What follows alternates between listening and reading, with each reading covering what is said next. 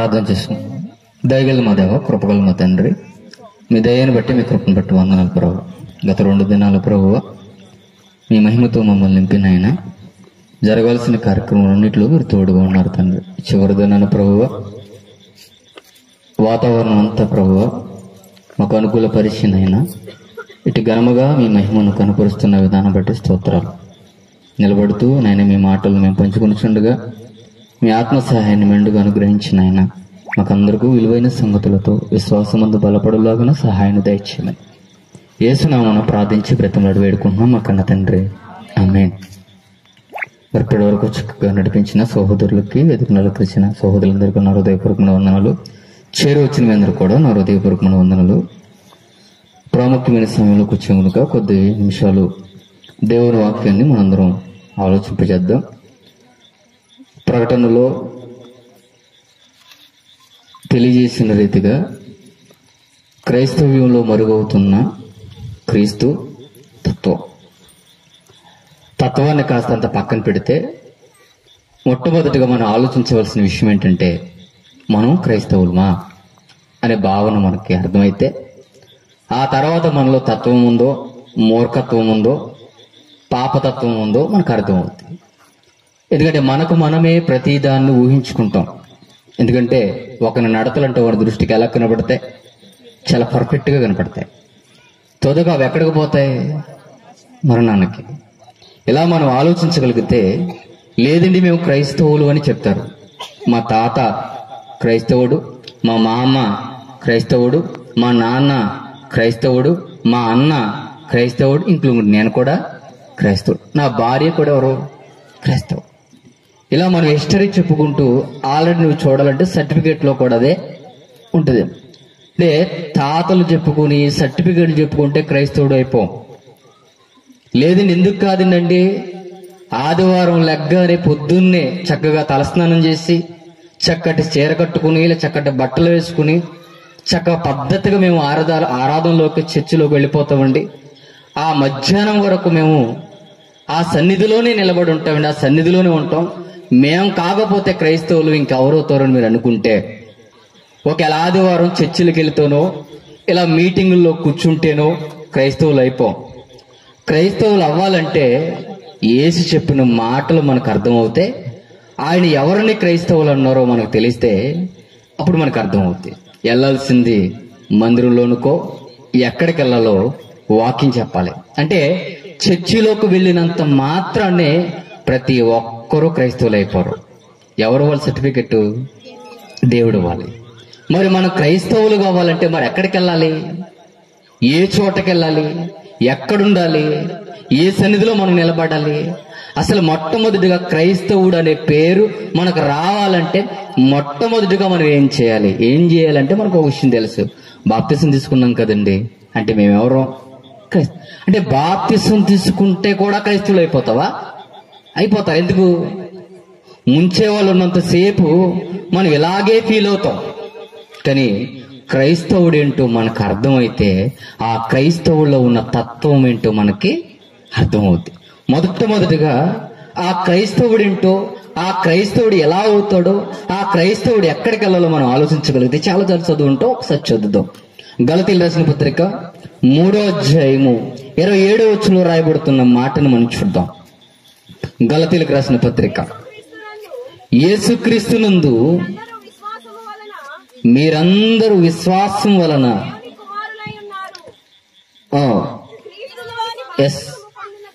చదువు, క్రీస్తులోనికి బాప్తిసం పొందిన మీరందరూ క్రీస్తును ధరించుకొని ఉన్నారు అన్నాడు. జాగ్రత్తగా విన్నావు. ఒక చిన్న విషయం ఉంది. మందిరంలోకి వెళ్ళిన వాడు అందరూ చెప్తున్నాడా? క్రీస్తులోకి వెళ్ళినాడని చెప్తున్నాడా? ఇప్పుడు క్రైస్తవుడు అవ్వాలంటే ఎక్కడికి వెళ్ళాలి? క్రీస్తులోకి వెళ్ళాలి, చర్చిలో కాదు.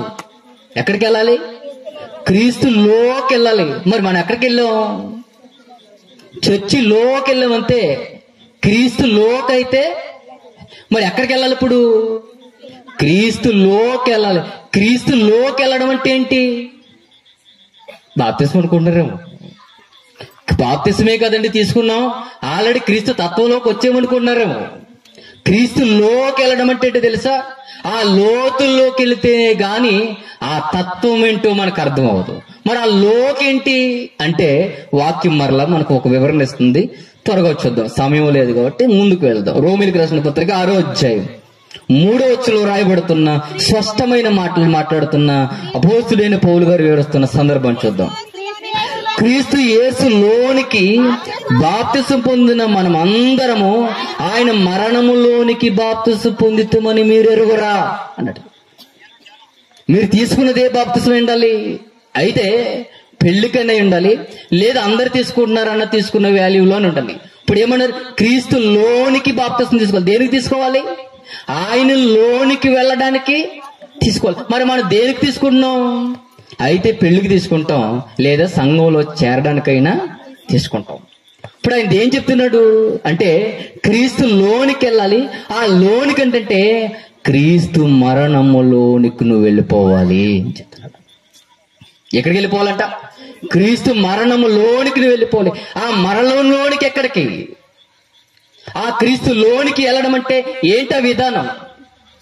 ఏంటా విధానం? ఆ క్రీస్తులోనికి మనం చేరడం అంటే ఏంటి? ఆ క్రీస్తులో మనం బ్రతకడం అంటే ఏంటి? ఆ క్రీస్తు లోపల ఉన్న విధానం ఏంటి? మనకి ఏం తెలుసు అంటే చర్చిలో 4 గోడలు ఉంటాయని తెలుసు, ఆ చర్చిలో 100 మంది ఉంటారని తెలుసు, ఆ చర్చిలో ఒక బైబిల్ ఉంటుందని తెలుసు, ఆ బైబిల్లో ఏదో ఒక మాట చెప్తారని తెలుసు తప్ప ఆ బైబిల్లో ఆయనలో ఏముందో మనకి ఎప్పటికీ సరిగ్గా తెలీదు. ఏం తెలుసు మనకి అంటే పాటలు పాడడం బాగా తెలుసు, ప్రార్థన చేయడం బాగా తెలుసు, క్రీస్తులోనికి ఎలా వెళ్ళడం అనేది మనకి తెలీదు. వెళ్తే కదా ఆయన తత్వం ఏంటో మనకు అర్థమయ్యేది. ఆయన గురించి ఏంటో మనకు అర్థమైతేనే కదా ఆ బ్రతుకులో ఉన్న విధానం ఏంటో మనకు అర్థమైంది. మనకు అర్థం అవ్వాలంటే మనం వెళ్లాల్సింది ఎవరిలో కంటే చర్చిలో కాదు, ముందుగా క్రీస్తులోకి వెళ్ళాలి. ఆ క్రీస్తులోకి ఏంటంటే ఆయన మరలా వివరిస్తూ 6వ వచనంలో రాయబడుతున్న మాట చూడండి. ఏమంటారు? ఏమనగా అంటున్నాడు, ఏమనగా మనమికను పాపమునకు దాసులు కాకుండుటకు పాప శరీరము నిరర్ధకమగునట్లు మన ప్రాచీన స్వభావమును ఆయనతో కూడా చంపేయాలి అన్నాడు. చూడండి, ఆయనలోకి వెళ్ళడం అంటే ఏంటి? ఆయన నీలా ఎలా పడితే అలా బ్రతకలేదు. ఆయనలోకి వెళ్ళడం ఎలా బ్రతకాలి? మనం ఎలా బతుకుతున్నాం? ఆయన ఎలా బతికాడు, మనం ఎలా బతుకుతున్నాం? ఆయన మనకలాగా రేపటి గురించి బతకలేదు. ఆయన మనకలాగా లోక సంబంధంలో ఏదో సంపాదించుకోవాలని బ్రతకలేదైనా, లోకంలో సుఖ సంతోషాల కోసం బ్రతకలేదైనా. దేనికి బ్రతికాడంటే ఈ లోక ప్రపంచాన్ని అంతటకు బ్రతికించడం కోసం ఆయన సిలువ మరణంలోకి వెళ్ళిపోయాడు. ఇప్పుడు చెప్తున్నాడు, నాలోకి వచ్చేవాడు తనను తాను చంపేసుకోవాలి. ఏంటంటే నీ స్వభావాన్ని అని చెప్తున్నాడు. ఏ శరీరం అంట? పాప శరీరానికి సిలువ వేసేయాలి. ఆయనలోకి రావడం అంటే ఆ మందిలోనికి వెళ్ళడం కదా. ఆయనలోకి రావడం అంటే తెలుసా? నీ ఆలోచనలు, నీ విధానాలు, నీ నడవడుకులు ప్రతీదీ చేంజ్ చేయాలి. ఏ ఒక్కరిలో అయినా మారిందా చెప్పండి? ఏ ఒక్కరిలో? మన మందిరానికి వెళ్తూ ఉంటాం, బూతులు మాట్లాడుతూనే ఉంటాం, మన పాటలు పాడుతూ ఉంటాం, ద్వేషిస్తూనే ఉంటాం, మనం ప్రార్థన చేస్తూ ఉంటాం, పక్కోలంటే పడనట్టుగా ఉంటాం, మనం అన్ని విధాలుగా మాట్లాడుతూ ఉంటాం, నోటంట బూతులు మాట్లాడడం, అసహ్యమైన కార్యాల వదలో అన్ని రుద్దుకుంటాం, రాజకీయ రంకులో కూడా మనం ఉంటాం. మనం ఏం చెప్తాం అంటే క్రైస్తవులు అంటాం. వెళ్ళాల్సింది ఎక్కడికి? క్రీస్తులోనికి. ఒక్కసారి ఆయనలోకి వెళితే లోకముతో ఏ సంబంధం ఉండడానికి వీలేదు. మరి ఏంటంటే మనం క్రైస్తవులని చెప్పుకుంటూ ఎలా బతుకుతున్నామంటే లోకానుసారంగా బ్రతకట్లేదు. ఈరోజు ఏ ఒక్కరిని చూడండి, నేను విశ్వాసిని, నేను క్రైస్తవుడిని చెప్పుకునే వాడిలో ఏ ఒక్కరిలో ఉంది చెప్పండి ఆయన తత్వం అంటే? ఏ ఒక్కరిలో ఆయన తత్వం కనబడడం లేదు. ఆయనలోకి వెళ్ళడం అంటే ఏంటి? ఆయనలోకి వెళ్ళేవాడిలో ఎలా బతకాలో తెలుసా? ఆయనలా బ్రతకాలి, ఆయనలా జీవించాలి. ఆయన శత్రువుని ప్రేమించే తత్వం ఆయనది, పగవాడిని కూడా ఆదరించే తత్వం అయింది. ఆయనలో ఎన్నో రకాలమైన మంచి లక్షణాలు ఉన్నాయి. ఈ రోజు ఆయనలో మనం క్రైస్తవులు మనం చెప్పుకుంటూ ఏ విధంగా బతుకుతాం చెప్పండి? మనందరం గుండెల మీద చేసుకుని నీకు నువ్వు నేకు నాని వేసుకుని ప్రార్థనకి వెళ్తున్నాం. మనం కనీసం మన పక్కనున్న సహోదరుని ప్రేమించే తత్వం మనలో ఉందా? ఉందా చెప్పండి? ఏంటి పేరు కంటే క్రైస్తవుని చెప్పుకునే అర్హత లేదు. ఎందుకు లేదంటే ఆ క్రీస్తులోకి నువ్వు రాగానే నీలో పాప శరీరం అంతా చచ్చిపోవాలి. చచ్చింది మనలో. ఆ మోహపు చూపు చావలేదు, ఆ అబద్ధ బతుకు చావలేదు, వేషధారణ జీవితం చావలేదు. నలుగురుంటే ఒకలాగా, ఒకరుంటే ఒకలాగా, నాలుగు మడతేసే మాటలు మాట్లాడే బ్రతుకులు మనవే. చెప్పండి, మన బ్రతుకులు ఏమన్నా మారినాయా? మన బ్రతుకులు ఏ ఒక్కోసన్న మన జీవితాల్లో మారలేదు. ఎందుకు మారలేదంటే మన పైకే క్రైస్తవులుగా చెప్పుకుంటున్నాం తప్ప మనలో ఆయనలోనికి మనం అసలు వెళ్ళలేదు. ఏంటంటే మనకు తెలిసింది ఏంటంటే ఆ మందిర్లోనికి వెళ్ళడం మాత్రమే తెలుసు తప్ప క్రీస్తులోనికి వెళ్ళడం అంటే ఏంటో మనకి తెలియలేదు. ఏం చెప్తున్నారంటే ఇదిగో బాప్తిసం తీసుకుంటే సరిపోద్ది అనుకునే వాళ్ళమే తప్ప బాప్తిసం తీసుకుంటే కాదు, నువ్వు ఒక్కసారి అక్కడ మూలగడానికి వెళ్ళినప్పుడు నీ నిర్ణయం ఏంటో తెలుసా? ఇదిగో ఇక్కడ నుండి నేను ఎక్కడికి వెళ్ళిపోవాలి? పౌలు గారు బతుకుతున్న జీవితంలో ఆ నీచకరమైన బ్రతుకుల్లో బతుకుతున్న ఆయన ఓ పదం అంటాడు ఏంటో తెలుసా? ఇక జీవించేవాడు నేను. మరి ఎవరు? క్రీస్తే నా యందు జీవించాలి అంటే నా యందు ఎవరు కనబడాలి? క్రీస్తు కనబడాలి. అంటే ఆయనలోకి వెళ్ళినోడు ఎలా బ్రతకాలి? క్రీస్తులా బ్రతకాలి, క్రీస్తు తత్వంతో బ్రతకాలి. ఈ రోజు మనం అలా బ్రతుకుతే నడవడికలు మన దగ్గర ఉన్నాయా? అలాగే మనం బ్రతుకుతున్నామా? అలాంటి నడవడికలే మన దగ్గర ఉన్నాయా? అలాంటి బ్రతికే మన దగ్గర ఉంటే లేదు. ఏంటంటే నామకార్థంగా ఉన్నామంతే క్రైస్తవులు తప్ప మనమైతే నిక్కర్షమైన క్రైస్తవులు. ఎక్కడికి వెళ్ళిపోవాలంటే ఆయనలో నిలబడాలి. మనందరం చెప్తున్న మాటలు మరొక మాటను మనం చూడగలిగితే గలతీయులకు రాసిన పత్రిక 5వ అధ్యాయంలో 23వ వచనంలో రాయబడుతున్న మాట చూడండి. గలతీయులకు రాసిన పత్రిక 5వ అధ్యాయం 23వ వచనం. ఇట్టి వాటికి విరోధమైన నియమం ఏదియు లేదు, క్రీస్తు యేసు సంబంధులు శరీరమును దాని ఇచ్చలతోనూ దురాశలను సిలువ వేసి ఉన్నారు అన్నట్టు చూడండి. అంటే ఆయనలోకి వచ్చిన వాడు దేనికి సిలువేయాలి? నువ్వు చచ్చిపోయి మరలా బ్రతకాలి. దేంట్లో? ఈ పాప శరీరాన్ని ఏం చేయాలి? చంపేయాలి. ఒకప్పుడు మునుపున్న ఏ ప్రవర్తన అయితే ఉందో నువ్వు క్రీస్తులోకి వచ్చిన తర్వాత మరలా అలాంటి ప్రవర్తన కనబడడానికి లేదు. వాళ్ళు ఎలాంటి శరీర ఎచ్చలని ఏం చేశారు? చంపేశారు. దేంట్లోకి వచ్చారంటే క్రీస్తులోకి వచ్చారు. ఆ వచ్చినలో ఎలా బతికారో తెలుసా? ఆ శరీరానికి ఎలాంటి తావుకుండా, శరీరానికి ఎలాంటి లక్షణాలు అలవర్చకుండా ఎలా బ్రతికారంటే చెప్తున్నాడు. ఇదిగో సిలువ వేసేశారు. ప్రతి దానికి చెడు ఆలోచన చంపేశారు, పాపపు ఆలోచన చంపేశారు, అబద్ధపు ఆలోచన చంపేశారు, మోసపు ఆలోచన చంపేశారు. ఈ లోక సంబంధంగా ఏ ఆలోచన వాళ్ళకు పుట్టనవ్వకుండా క్రీస్తులా బ్రతికిన వాళ్ళు ఎవరో? నిజమైన క్రైస్తవులు. మరి మనం మందిరంలో ఉంటే ఒకలాగా ఉంటాం, బయటకు వస్తే ఒకలాగా ఉంటాం. చూడండి, సంఘంలో చాలా మంది ప్రార్థన చేస్తారు. వాళ్ళేం తప్పట్టలేదు కదా, వాళ్ళ క్యారెక్టర్ గురించి చెప్తున్నారు. ఓ చేస్తారండి ఇంత బారున. మళ్ళీ అదే నోరుతో ఏం చేస్తారు? చెప్పండి ఏం చేస్తారు? ఎంతైతే ప్రార్థన చేసిందో అంతకు డబల్ ఏం చేస్తారు? ఇష్టం వచ్చినట్టు అవుతారండి. ఆ పక్కన ఆవిడ అనుకుంటది, మొన్నే కదా చర్చిలో ఏం చేసింది, ఇప్పుడు ఏం చేసింది? అప్పుడే ఆత్మీయతో పాడతారండి. ఆ పాడిన వాళ్ళు మరలా ఏం చేస్తారు? బయట అదే పెదాలతో స్తుతిస్తూ, అదే పెదాలతో ఆరాధిస్తూ మరలా బయట ఏం చేస్తున్నావు? ఎక్కడ చంపేం చెప్పండి? మన ఆలోచనలు చచ్చినాయా? మనం ఏమన్నామంటే ఇదిగో మందిరంలోకి వెళ్ళిపోతున్నావు అనే ఫీలింగ్ తప్ప లేదు. నువ్వు వెళ్ళిన ఉపయోగమేమి? వెళ్ళాల్సింది మొట్టమొదటికి ఎక్కడికో తెలుసా? క్రీస్తులోకి వెళ్ళిన తర్వాత అప్పుడు ఎక్కడికి వెళ్ళు? మందిరంలోకి వెళ్ళి అప్పుడు ఎలా బతకాలో చెప్తాడు. అంతేగాని మనం మొట్టమొదటి ఎక్కడికి వెళ్తా నేర్చుకున్నామంటే ఆదరించుకోవడానికి ఆ మందిరానికి వెళ్ళి ఏదో ఆ టయాన్ని మన పనులన్నీ పక్కన పెట్టి ఆ రోజు వెళ్ళామా వచ్చామన్నా తప్ప ఏ రోజైనా ఎందుకు వెళ్తున్నావు ఒక్కసారి ఆలోచించావా? దేనికి ఇన్ని సంవత్సరాలు? సుమారుగా సంవత్సరానికి 52 వారాలు అయితే ఈ 52 వారాల్లో నువ్వేం మార్చుకున్నావు? ఒక్కసారి నీ హృదయం మీద చేసుకుని ఆలోచించు. నేను క్రీస్తులోకి వచ్చిన తర్వాత, బాప్తిసం పొందిన తర్వాత నా క్యారెక్టర్ ఏమైనా మారిందని ఒక్కసారి నీ హృదయం మీద ఆలోచించుకో. ఏ రోజైనా మారిందా? అప్పుడు ఎలాగున్నావో ఇప్పుడు అలా. ఏముంది మనలో మార్పు? ఏం బ్రతికే మనలో మార్పు? ఏం మారింది మన జీవితంలో మార్పు? ఏం మారలా. అప్పుడు ఎలాగున్నారో ఇప్పుడు కూడా అలాగే ఉన్నారు. ఎవరు అలా ఉండాలంటే ఇది క్రైస్తవుల్లాగా ఉండాలి. ఎలా బ్రతకాలంటే నీతిగా బ్రతకాలి, యథార్థంగా బ్రతకాలి, ఏ క్రీస్తులాగానే బ్రతకాలి. ఎందుకంటే నువ్వు ఎవరిలోకి వచ్చావు? క్రీస్తులా. మనం ఎక్కడికి వచ్చావు? మందిర్లోకి వచ్చావు కాబట్టి అలా ఉన్నాం. మనం కూడా క్రీస్తులోకి వెళ్తే ఎలా ఉంటాం? చెప్పండి, ఎలా ఉంటాం? మొదటి శతాబ్దపు క్రైస్తవుల్లా ఉంటాం. యెరూషలేములో ఆ మొట్టమొదటికి ఉన్న పునాది కలిగిన సంఘానికి ఒకరోజు భయంకరమైన హింస ఏర్పడింది. ఏంటంటే అది స్తెఫను మరణం. ఈ స్తెఫను మరణానికి ఏం జరిగిందంటే సమాజాన్ని అంతా చూసి మాట్లాడుతున్నాడు. స్తెఫను ఏమంటున్నాడంటే ముష్కరులారా అన్నాడు. ఏంటి? వాళ్ళందరూ ఎవరు? దేవుణ్ణి కలిగిన వారు. వాళ్ళని చూసి మాట్లాడుతున్నారు. ఏమని? మీరు మూర్ఖులు.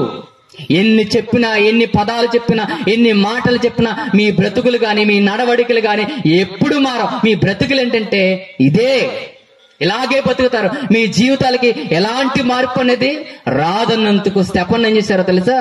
రాళ్లతో కొట్టి చంపేశారు. ఎందుకు? నిజం మాట్లాడాడు. నిజం మాట్లాడేవాడికి సమాజంలో ఏముండదు?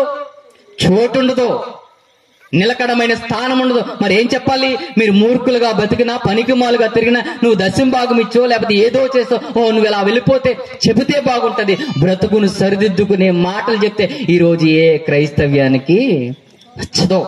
అలా చంపేసిన స్టెఫను చూసి అక్కడున్న ఆదిమ సంఘం మొత్తం చెదిరిపోయింది. చెదిరిపోయిన ఆదిమ సంఘంలో ఒక్కొక్కరుగా వెళ్ళిపోయిన వీళ్ళు మరలా కొంతమంది అంతియోకకు వచ్చారు. సుమారుగా యెరూషలేము నుండి సిరియాకి దగ్గర 350 కిలోమీటర్లు పారిపోయారు. ఎవరు తెలుసా? ఎవరు? ఆదిమ సంఘ క్రైస్తవులు వెళ్ళిపోయారు. ఎక్కడికి వెళ్ళిపోయారు? సుమారుగా 350 కిలోమీటర్లు వెళ్ళిపోయారు. వెళ్ళిపోయిన వాళ్ళు మనకలాగా ముసుగేసుకుని అక్కడ తొంగోలా. ఏం జరిగిందో తెలుసా? వాళ్ళు పిలుస్తున్న పిలుపుని చూడండి, వాళ్ళ పలికిస్తున్న పలుకులు చూస్తే మన బైబిల్ అర్థమవుతున్న మాటలు మనం చూడగలిగితే రాయబడుతున్నమాట. అపోస్తల కార్యం 11వ అధ్యాయం 26వ. అపోస్తల కార్యం. వారు కలిసి ఒక సంవత్సరమంతయు బహుజనులకు వాక్యమును బోధించి అంతియొక శిష్యులు క్రైస్తవులనబడిరి అన్నాడు. ఎవరంటే వీళ్ళు? అంతియొకలో ఉన్న శిష్యులు. ఏమనిపించారు? ఏం పిలబడ్డారంట? క్రైస్తవులు అన్నారంట. అక్కడికి ఎవరు వచ్చారంటే బర్నబా గారు వచ్చారు. బర్నబా గారు రాగానే వచ్చిన తర్వాత మరలా సౌలు ఎక్కడున్నాడని మరలా వెళ్ళిపోయి ఆ సౌలు తెచ్చుకున్నాడు. సుమారుగా సంవత్సరం అంతియోకలో సువార్తను ప్రకటించి సర్టిఫికేట్ ఇస్తున్నాడు. ఎవరికి? అంతియోకలో ఉన్న శిష్యులు ఏమని పిలిచాడు తెలుసా? క్రైస్తవులు అన్నాడు. చూడండి, అంతియోకలో ఉన్న వాళ్ళు ఎందుకు క్రైస్తవులు అయ్యారు? అంతియోక సంఘంలోనే ఆ అంతియోకలో సుమారుగా మరల ఎంతకాలం అంటే సంవత్సరం తర్వాత బర్నబా గారు మాట్లాడుతున్న విధానం చూడండి. వీళ్ళెవరంట? క్రైస్తవులు. ఎప్పుడు చెప్పాడంటే సుమారుగా సంవత్సరం పట్టింది. సంవత్సరం దాకా ఏం చేశాడు? వాళ్ళని అబ్జర్వేషన్, మార్పు, వాళ్ళ విధానం, వాళ్ళ నడవడికను చూసి హెచ్చరించడానికి వచ్చాడు. హెచ్చరించిన వాడు ఒక సర్టిఫికేట్ ఇస్తున్నాడు. ఇగో మీరు మొట్టమొదటిగా అంతియోకలో ఉన్న వారిని క్రైస్తవులని పిలిచారంటే, క్రైస్తవులని పిలిచారంటే వీళ్ళు ఎక్కడికి వెళ్ళిన వాళ్ళు? మనకలాగా మందిరాల్లో దూరిన వాళ్ళు కాదు. ఎక్కడ? క్రీస్తులోకి వెళ్ళారు. క్రీస్తులోకి వెళ్ళారంటే వీళ్ళ ఏముండాలి? క్రీస్తు తత్వం అని ఏదో ఒకటి ఉండాలవద్దా? ఉండాలి. అంటే ఏలో ఆ క్రైస్తవులని పిలవబడాలంటే ఏదో ఒక లక్షణం అనే ఏలో కనబడాలి. కనబడకపోతే ఎవరు కాదు? ఇప్పుడు క్రైస్తవులు కాదు. అంటే ఆయనలోకి వెళ్ళారంటే ఆయనలో ఉన్న తత్వం ఏంటో అన్ని చెప్పను కానీ ఒకే ఒక్కటి చెప్పి ముగిస్తాను. అన్ని చెప్పను. ఏంటి వాళ్ళలో ఉన్న ఆ క్వాలిటీస్ ఏంటి, ఆ విధానం ఏంటి, వాళ్ళ బతికిన నడవడిక ఏంటి, ఆ బతుకును చూసి ఆ నాడు బర్నబా గారు, పౌలు గారు వాళ్ళనే మొట్టమొదటిగా ఎందుకు క్రైస్తవులని పిలిచారంటే వాళ్ళలో ఒకటి క్రీస్తు తత్వం కలిగిన వారు. ఏంటంటే మొట్టమొదటిగా అసలు క్రీస్తులో ఏ తత్వం ఉందో మనకు చూడగలిగితే అప్పుడు ఏళ్ళలో ఏ తత్వం ఉందో మనకి ఆటోమేటిక్ గా అర్థమవుతుంది. క్రీస్తులో ఉన్న తత్వం ఏంటి అంటే రాయబడుతున్న మాట చూడండి. యోహాను రాసిన సువార్త 1వ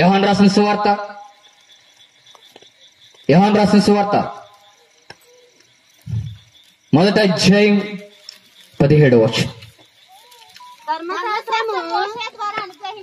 ధర్మశాస్త్రము మోషే ద్వారా అనుగ్రహింపబడిను, కృపయు సత్యమును యేసుక్రీస్తు ద్వారా.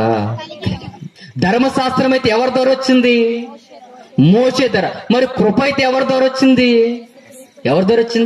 ఇప్పుడు ఆయనలో ఉన్న ఒక తత్వం ఏంటి? కృప. ఏంటా కృప అంటే ఎదుటి మనిషిని ప్రేమించే తత్వం. కృపకున్న మీనింగ్ అంటే జాలి, దయ, కరుణ. ఇవన్నీ ఆయనలో ఒక సద్భావం కలిగిన జీవితం అయింది. ఏంటంటే ఎదుటి మనిషిని ప్రేమించే తత్వం, ఎదుటి మనిషిని ఆదరించే తత్వం, నశించిన వాడిని రక్షించే తత్వం, ఎదుటి పాడైపోతున్న వాడిని కాపాడాలన్న తపన, ఆయన చనిపోయిన ఎదుటి వాడిని రక్షించాలనే ఏకైక గుణం. ఆ గుణం ఎవరిలో ఉందో తెలుసా? అంతియోకలో ఉన్న శిష్యుల్లో కనబడద్ది. వాళ్ళు ఆ విలువైన ఒక క్వాలిటీ, విలువైన లక్షణం వాళ్ళలో కనబడింది. నిజమంటే అక్షరాల నిజం. ఆనాడున్న ఆ యోధ జాతిలో కనబడలేదేమో గాని మరల ఎక్కడలో కనబడిందంటే మరల అంతియోకాలో ఆల్లోనే కనబడింది. ఇదే మాటని మరలా ప్రస్తావిస్తూ చెప్తున్నా. యోహాను సువార్త 7వ అధ్యాయం 19వ వచనంలో రాయబడుతున్న మాట చూడండి. యోహాను రాసిన సువార్త, మోషే మీకు ధర్మశాస్త్రం ఇయలేదా? అయినను మీలో ఎవడును ధర్మశాస్త్రము గైకొనడు. మీరెందుకు నన్ను చంపుతున్నారు? ఏంటంట ఆ రోజంట వాళ్ళకి ధర్మశాస్త్రం ఇస్తే ఆ ధర్మశాస్త్రాన్ని ఏం చేయలేదు, వాళ్ళు గైకొనలేదు. ఆ రోజు నిజంగా ఆనాడిచ్చిన మోషే ఇచ్చిన ధర్మశాస్త్రాన్ని వాళ్ళు నిజంగా గైకొని ఉంటే యేసుక్రీస్తు ఎవరో తెలిసేది, యేసుక్రీస్తు ఎందుకు వచ్చాడో తెలిసేది. ఆ రోజు నిజంగా ఆ మోషే ధర్మశాస్త్రాన్ని వాళ్ళు పరిశోధించుంటే నిజంగా లోకరక్షకుడు మా కొరకు క్రీస్తు దిగి వచ్చాడన్న సంగతి తెలిసేది. ఈ రోజు ఆయన కృప మనకు తెలియట్లేదంటే తెలుసా, ఆ రోజు ఆలెలాగైతే ధర్మశాస్త్రాన్ని గైకొనలేదో ఈనాటి క్రైస్తవం కూడా బైబిల్ 66 పుస్తకాలను గైకొనడం లేదే. ఆ తత్వం మనకు కనబడడం లేదు. వాళ్ళనే క్రైస్తవులు ఎందుకు కనబడ్డారంటే వాళ్ళు పరిశోధించారు, వాళ్ళ గైకొన్నారు, క్రీస్తు మాటలు ఎందుకు పట్టబడ్డారు, వాళ్ళ క్రీస్తులోకి వెళ్ళారు. ఆనాడున్న యోధ జాతి ఏం చేసిందంటే వాళ్ళ ధర్మశాస్త్రాన్ని చదవడం మానేరు, ఆ మాటలు గైకొనడం పక్కన పెట్టారు. కాబట్టి మోసే చెప్పిన విషయాలన్నీ పక్కకు తోసి క్రీస్తు చంపాలనుకున్నారు. ఈ రోజు మనం చేసేదేంటి, ఈ 66 పుస్తకాలు ఏం నేర్చుకున్నామంటే తలగాడ కిందెట్టుకోవడం నేర్చుకున్నాం. పొద్దున్నే వెళ్ళగానే ఆ బైబిల్ నెల తీసి ఆ మధ్యలో వచ్చే వచనం చదువుకోవటం నేర్చుకున్నాము తప్ప, ఏదో వాడికలు ఏదో ఒక వచనం తీసుకుని ఆ చూసుకుని వెళ్ళిపోయే బతుకు నేర్చుకున్నాము తప్ప, ఎప్పుడైనా మనసు పెట్టి ఈ విధానాన్ని మనం చదువుంటే ఆ క్రీస్తు తత్వం ఏంటో మనకి ఈ రోజు అర్థమయ్యేది. ఆ రోజు వాళ్ళకి ఎందుకు అర్థం అవ్వలేదంటే మోషే ధర్మశాస్త్రాన్ని చదవలేదు కాబట్టి క్రీస్తు అంటే ఏంటో వాళ్ళకి అర్థం కాలేదు. ఈ రోజు మనకు ఆయన అర్థం ఎందుకు అర్థం కాలేదంటే మనం కూడా ఈ వాక్యాన్ని ఏం చేస్తున్నామో తెలుసా, నామకార్థంగా చర్చికి వస్తాం, తిరిగి వెళ్ళిపోతాం. కానీ అంత్యోకలో ఉన్న వాళ్ళు అలా కాదు. క్రీస్తులోకి వెళ్ళిన తర్వాత ఆయన తత్వం ఏంటో, ఆయన నడవడిక ఏంటో, ఆయన విధానం ఏంటో తెలుసుకున్నారు. ఆయనలో ఉన్న తత్వం ఏంటంటే మొట్టమొదటిగా విలువైన తత్వం ఏంటంటే కృప. ఏంటంట కృప. ఇప్పుడు ఈ కృప ఎవరిలో కనబడాలి, అంతియోకలో ఉన్న వాళ్ళలో కనబడాలి. అసలు అంతియోకలో ఉన్న విధానం ఏంటో తెలుసా, అంతియోకలో ఉన్న జనులందరూ ఎవరు అనుకుంటున్నారు, క్రైస్తవులు కాదు. ఎవరు తెలుసా, వాళ్ళు పక్కా అన్య జనులు. అలాంటి అన్ని జనులు చెదిరిపోయిన వెళ్ళిన వారు ఏం స్థాపించారు తెలుసా, మరలా బలమైన పునాదిని, ఒక సంఘాన్ని స్థాపించారు. ఎలాగంటే క్రీస్తు తత్వాన్ని చూపించి స్థాపించారు. ఈ రోజు మన క్రైస్తవులు బతుకుతున్న మనం గుండెల మెచ్చ చేసుకుని నీ ప్రవర్తన బట్టి నా ప్రవర్తన బట్టి ఏ ఒక్క వ్యక్తినైనా నేను రక్షించానని చెప్పుకునే దమ్ము మన దగ్గర ఉందా? ఏ ఒక్కరిలోనూ లేదు. ఏంటంటే మనం మాటలు చెప్పగలం తప్ప చేతుల్లో అయితే మన దగ్గర లేదు. ఆ రోజు అలా బతకలేదు వాళ్ళు. క్రీస్తుకున్న తత్వం ఏంటో, ఆయనకున్న నడవడిక ఏంటో వాళ్ళ బ్రతుకులో చూపించారు. ఏంటంటే కృపను చూపించారు. పాడైపోతున్న వారిని, నశించిపోతున్న వారిని రక్షించాలని వీలైతే తనకున్న ఆస్తులను కూడా పంచిపెట్టిన బ్రతుకులు వాళ్ళే. ఆ గురించి బర్నబా రాగానే మాట్లాడుతున్న మాటను చూడండి. ఏం మాట్లాడుతున్న అపోస్తలుల కార్యం 11వ అధ్యాయంలో వాళ్ళ రాగానే వాళ్ళని చూసి అంటున్న మాటను మనం చూడగలిగితే ఆయన చెప్తున్న విధానం చూడండి. అపోస్తలుల కార్యం 11వ అధ్యాయం 23వ వచనం. అతడు వచ్చి దేవుని కృపను చూచి సంతోషించే ప్రభువును స్థిర హృదయమును హత్తుకొనవలని వాళ్ళందరిని ఏం చేశాడంట, హెచ్చరించాడంట. అంటే అంతియోకలకు రాగానే వాళ్ళు కనబడింది ఏంటి, క్రీస్తులో ఉన్న కృప. ఏముంది వాళ్ళలో, క్రీస్తులో ఏ తత్వం అయితే ఉందో, క్రీస్తులో ఏ ప్రవర్తన అయితే ఉందో, మరలా అంతియోకలో ఆ అన్ని జనుల సమాజంలో వీళ్ళని చూడగానే, వాళ్ళని చూసిన విధానం చూడగానే ఎవరి తత్వం కనబడిందంటే మరలా క్రీస్తు తత్వం. మరలా అంతియోకలో ఉన్న శిష్యులు కనబడింది. సుమారుగా 350 కిలోమీటర్ల దూరంలో ఉన్న బర్నబాకి ఏం వినబడింది తెలుసా, అంతియోకలో సువార్త ప్రబలిన విధానం అక్కడికి వినబడిందంటే వీళ్ళు ఏ విధంగా బతికరు ఆలోచించండి. మరి మనం కొచ్చేరిలో ఉన్న మనం సువార్త చేస్తున్న మనం బతుకుతున్నాం, కనీసం మన పక్కనున్న కాలుగుడానికి వినపడద్దాం. మంది వినబడ్డం అంటే అరవడం కాదు, మన బ్రతుకు, మన నడవడిక. వాళ్ళ మైకులు లేవు, మనకులాగా పెద్ద సిస్టాలు లేవు, మనకులా ఫోన్లు లేవు, మనకులాగా నెట్టలు లేవు. మరి వాళ్ళ సువార్త అంత విరివింగి ఎలా వెళ్ళిందంటే వాళ్ళ బ్రతుకుల్లో చూపించారు. ఏంటంటే క్రీస్తుకున్న తత్వం ఏంటి తెలుసా, ఆయన కృపను ఎలా చూపించారంటే వాళ్ళ బ్రతుకుల్లో చూపించేశారు. అలా బ్రతుకుల్లో చూపించాను. మరలా బర్నబా హెచ్చరిస్తున్నాను, ఇదే హృదయాన్ని, ఇదే బ్రతుకుని స్థిరముగా ఉంచుకోమని హెచ్చరించి మరలా పౌలుని తీసుకొచ్చి సంవత్సరం పాటు వాళ్ళకు బోధించి, ఇదిగో మీరు ఇలాగే బ్రతకాలి, ఇలాగే నడవాలి, ఈ సంఘాన్ని మరలా మీరు బలపరచాలి. ఎంతగా అంటే క్రీస్తు కృప మీలోనే కనబడుతుంది. ఇది మరలా సర్వ సమాజానికి మీ నుండి అలా వెళ్ళిపోవాలి. యెరూషలేముకే తాకిందంటే మిమ్మల్ని ఎక్కడికైనా తాకించే విధానం మీలో ఉంది. మీరు నిజమైన క్రైస్తవులు. చెప్పండి, మనలో అలాంటి కృప మన దగ్గర ఉందా? మనలో అలాంటి కృప లేదు. నీరో చక్రవర్తి వచ్చిన మరలా ఇశ్రాయేలు యెరూషలేము దేవుని తుత్తినీరుగా చేస్తుంటే ఆ కరువు ప్రాంతంలో మరలా వీళ్ళందరూ ఏం చేశారు తెలుసా? వాళ్ళకున్న సమస్తాన్ని మరలా సహోదరుల కొరకు మరలా పోగు చేసి సందాలిచ్చి పంచిపెట్టిన మంచి గొప్ప లక్షణాలు వాళ్ళ కిందకెళ్ళి చదువుకుంటా పోతే, అంటే అంతియోకులో ఉన్న సంఘం మామూలు సంఘం కాదు. ఎంతకంటే క్రీస్తు విధానాన్ని నేర్పించిన తత్వం చూడండి ఎంత గొప్పగా కనపడుతుందో. మనలో ఒక్కరిలో నేను అలాంటి తత్వం ఉంది. ఏంటంటే ఆయన కృప మనలో కనబడి. ఏంటి ఆయన కృప అంటే?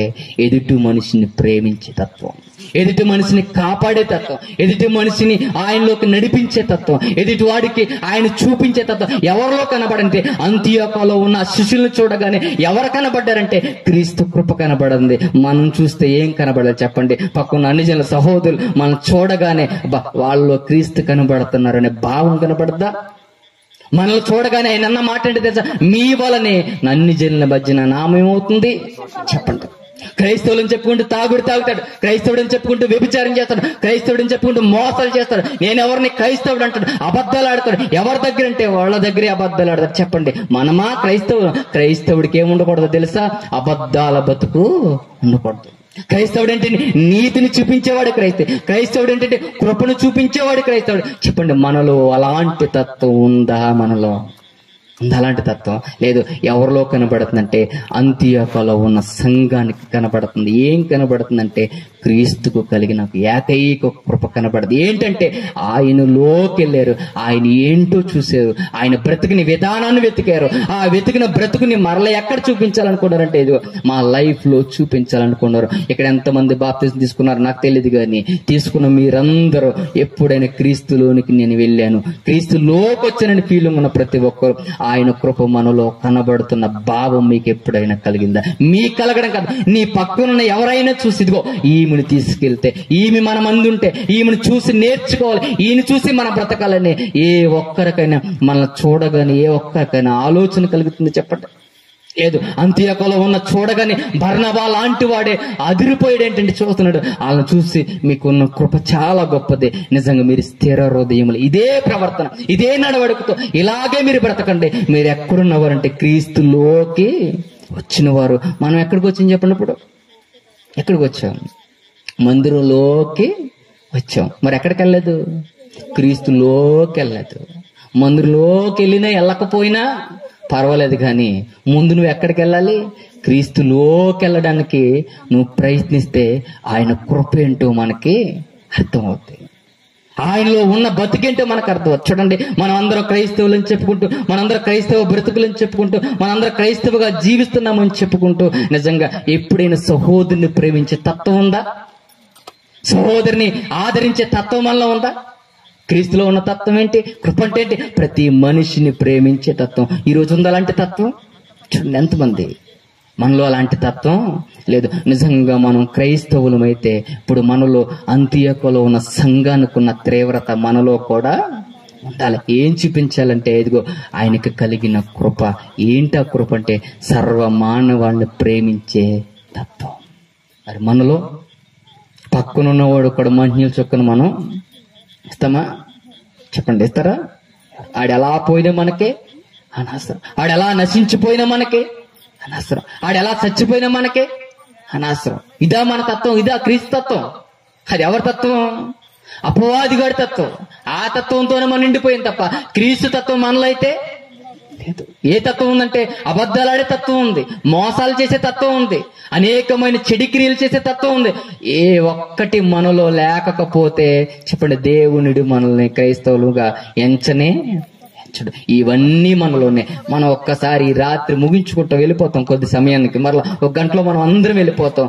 మనం నిజంగా క్రైస్తవులమా కాదా గమనించుకోకపోతే రేపొద్దున ఈ భ్రమలో నువ్వు చచ్చిపోతే మాత్రం నిత్యమైన ఉనికి పట్టుకి వెళ్ళిపోతావు. మనం ఏమనుకున్నామంటే బాప్తిసం పొందేం కదా సేవ అనుకున్నామేం కాదు. మనం మందిరానికి వెళ్ళిపోతున్నాం కదా సేవ అయిపోయి మనం చచ్చిపోగానే వెళ్ళిపోతామని లేదు. క్రీస్తు తత్వం వచ్చిన వాడికి మాత్రమే పరలోకంలో చోటు. నీ ఇష్టానుసారంగా బ్రతికి ములిగేసాను కదండి, పాస్పోర్ట్ వచ్చేసింది కదండి, ఇతర కంట్రీ వెళ్ళిపోతానంటే కుదరదు. ఎన్నున్నాయి, మెడికల్ టెస్ట్ ఉంటుంది, మరలా వీసా రావాలి, చాలా ప్రాసెస్ ఉంది. అలాగే నీ ప్రవర్తన బాగోకపోతే మాత్రం అక్కడికి ఎంట్రీ లేదు. ఎందుకు చెప్తున్నానంటే ఈ రోజు మనం క్రైస్తవులు మాకు కాదా అని మనం మొట్టమొదటిగా గమనించుకోకపోతే మాత్రం రేపొద్దున గమనించుకునే ప్లేస్ మనకి. గమనిద్దాం, చాలా జాగ్రత్తగా విందాం. ఇంకెన్నో విలువైన సంగతులు మన మధ్యన మాట్లాడడానికి అన్నీ ఉన్నారు. జాగ్రత్తగా విందాం. విన్న మాటలు మనం ఏ కోసాన్ని విడిచిపెట్టకుండా ఇదిగో మన హృదయాల మీద చేయి వేసుకున్న నాయన, ఇదిగో మేము క్రైస్తవులుగా మారాలని ఈ రోజు నుంచైనా, ఈ సమయాన్ని నుంచైనా ఒక నిర్ణయానికి వచ్చి మనలో ఉన్న చెడుతత్వాన్ని అంతా తీసివేసి క్రీస్తులో ఉన్న ఆ తత్వాన్ని మనలో కలబరుచుకుని ప్రయత్నించేద్దాం. ఎంతో కాలం లేదు, ఈ కొద్దిపాటి కాలంలో, ఈ కొద్దిపాటి సమయంలో మనం ఈ రోజే మనం నిర్ణయం తీసుకోకపోతే మాత్రం ఈ రాత్రి మన ప్రాణం పోతే నిర్ణయం తీసుకుందామన్న మనకు అవకాశాలు ఉండవు. ఉన్న ఈ అవకాశాన్ని, ఈ కొద్దిపాటి రాత్రికాల సమయాన్ని ఉపయోగించుకుందాం. ఈ దినాన్ని మనం మార్చుకుందాం, మన బ్రతుకులు సరిదిద్దుకుందాం. ఒకవేళ ఇంకా క్రీస్తులో రాకపోతే, ఇంకా నువ్వు మారకపోతే, ఇదిగో ఈ రాత్రికాల సమయంలో ఈ దినాన్ని ఒక నిర్ణయానికి వచ్చే, ఇదిగో ఈ పాప జీవితాన్ని ఇక్కడి నుంచి విడిచిపెట్టేసిన ఆయన నీ కృపలో బ్రతుకుతాను, నీ కృపనే చూపిస్తాను. ఒక అంత్యొక సంఘంలో ఈ శిష్యులు ఎలా బ్రతికారు, ఇదిగో మేము కూడా అలాగే బ్రతుకుతాం ప్రభువా అని ఒక నిర్ణయాన్ని తీసుకుని వెళ్ళిపోతాం. ఎంతకాలం బతుకుతాం? శత్రుత్వంతో, ఈ పగలతో, ఈ కోపతాపాలతో ఎంతకాలం ఈ లోక బతుకు? మన కళ్ళ ముందు ఎంతో మంది మనమే కప్పెట్టేస్తున్నాం. ఏముందంటే పగలతో, పతికాడలతో. ఇక్కడ ఏ లోకాలైనా ఉన్నాడంటే లేడు. ఎవరైనా ఉన్నారంటే ఇక్కడ ఎవరు లేరు. ఎంతో మంది పాతుకుపోయిన వాళ్ళు, పాడైపోయిన వాళ్ళు, నశించిపోయిన వాళ్ళు, అక్కడెక్కడో గోతులు ఈ రోజు ఏమైపోయారు, వెళ్ళిపోయారు. ఏమైపోయిన వాళ్ళ పగలంటే లేదు. పగలు శాశ్వతం కాదు ప్రియమైన వాళ్ళ, నీతి తత్వమే శాశ్వతం. ఆ శాశ్వతమైన లోకానికి మనల్ని నడిపిస్తుంది. బ్రతుకుతాం. ఇక్కడి నుంచి క్రీస్తులోకి వెళ్దాం, ఆయన తత్వాన్ని అలుచుకుందాం. అందరూ ఈ మాటలు దేవుడు దీవించును గాక. సమయాన్ని ఇచ్చిన ప్రార్థన చేసుకుందాం. తలలో వచ్చినట్లయితే కొద్ది నిమిషాలు ప్రార్థన చేసుకుందాం. దేవుడు మనకు వినిపించిన మాటలు బట్టి, ఆయన చూపిన కృపను బట్టి మరలా అన్నయ్య ద్వారా ఎన్నో సంగతులు మనతో మాట్లాడాలని హృదయాన్ని మనం సిద్ధపాటు చేసుకుని ప్రార్థన చేసుకుందాం. దయగల మా దేవ, కృపగల మా తండ్రి, మీ దయని బట్టి, మీ కృపను బట్టి వందనాలు ఆయన. ఇదిగో తండ్రి, ఇప్పటి వరకు ఆయన క్రైస్తవుడు అంటే ఏంటో, ఆ క్రైస్తవులో ఉండవలసిన తత్వం ఏంటో మాకు వినిపించారు ప్రభా. ఇక్కడ నుండి ఆయన అలాంటి తత్వాన్ని కలిగి, అలాంటి ప్రవర్తన కలిగి ప్రభా, మేము ఇక్కడి నుంచి నిర్ణయాన్ని తీసుకుని అట్టి జీవితాన్ని బ్రతికే ధన్యతను మాకు దయచేయండి తండ్రి. ఇదిగో తర్వే భాగంలో నైనా మాట్లాడుతున్న మీ కుమారుని ప్రభా మరింతగా బలపరిచి ప్రభా అనేకమైన లోతైన సంగతులు, ఆ క్రీస్తులో ఉన్న తత్వాలు ప్రభా మేమందరం గమనించులాగా, ఆ ప్రవర్తనలో మేము బ్రతికేవారిలాగా ప్రభా అనేకమైన మాటలు మీ కుమారు ద్వారా తండ్రి మమ్మల్ని గద్దించి స్థిరపరిచి మీ రాజ్యానికి వారసులుగా మమ్మల్ని నడిపించి నీ కృపచాటును మమ్మల్ని అందరినీ భద్రపరచమని కోరుకుంటూ ప్రభా మీ ఆత్మను మెండుగాని గ్రహించి మీరే మహిమ ఘనత ప్రభావాలు పొందుకొని వింటున్న ప్రతి బిడ్డ కూడా గ్రహించే మనసును, అర్థం చేసుకునే తత్వాన్ని ప్రతి బిడ్డ